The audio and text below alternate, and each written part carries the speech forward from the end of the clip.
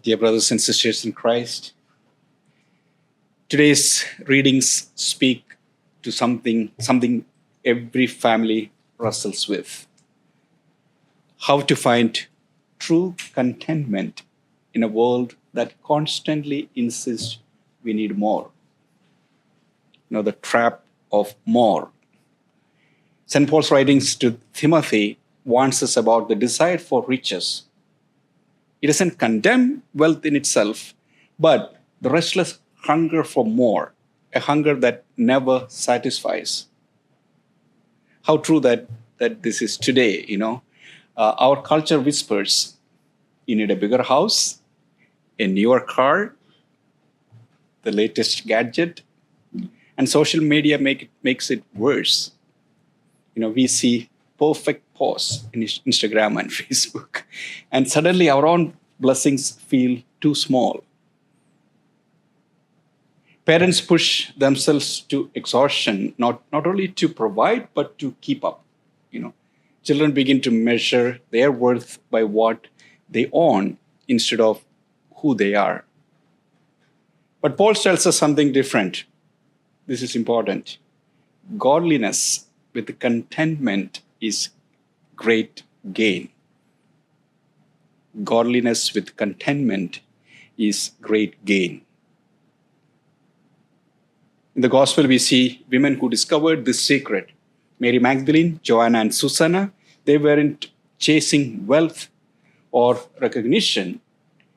They found fulfillment by serving Jesus and supporting his mission. They remind us that real joy is not found in possessions, but in love, generosity, and service.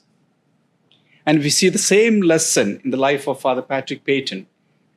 As many of you know, he didn't come from a rich family. I have been to his old home.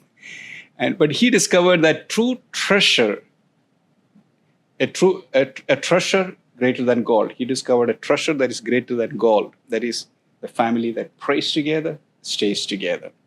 And his contentment was rooted in prayer and trust in God. And how can we leave this contentment in our families?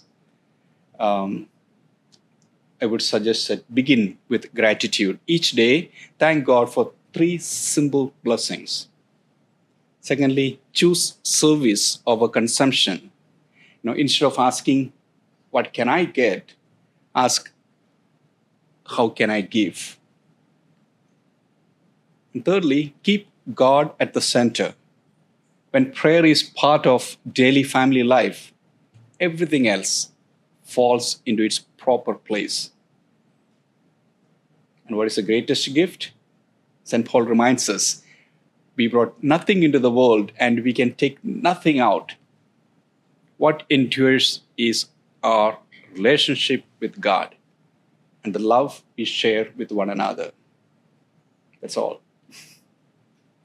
So in this Eucharist, we receive the greatest treasure of all, Jesus himself. And when we receive him with faith, the false promise of the world lose their hold.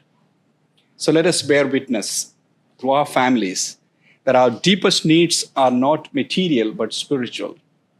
What we truly long for, love, peace, and purpose, is found only in Christ. So the family that prays together finds contentment together. God bless you.